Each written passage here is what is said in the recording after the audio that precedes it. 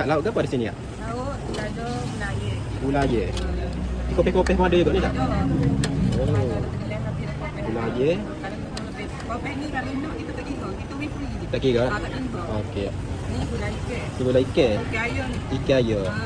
Makan dengan apa ni? Ni sedang. Oh, si agen. Agen pun ada sini. Oh.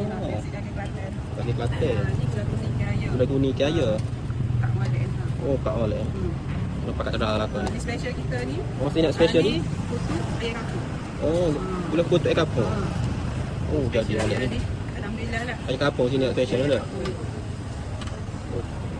ada nasi kampung. Cikabu, Si lauk, si putih tu ada. Tu adalah ayam crispy. Ni lagi goreng. ni goreng, Basuh ayam goreng. dia goreng, Dengan kunyit ni. Lepas tu daging tengah. tengah. Lepas tu ada Bakar-bakar ni dah. bakar-bakar. Dia bakar. Daging bakar. Dia bakar lemak bakar. Ada nasi. Terima kasih. Tanya sini waktu operasi dia kan?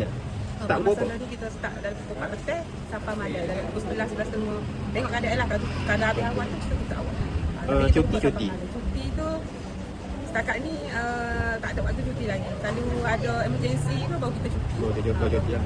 Dia kalau orang nak cari sini, mana dia? Kita. Ini kalau dekat cari dekat pada Jawa, Ha. Jalan Mak Raji, kedai kita sebelah nasi bukit.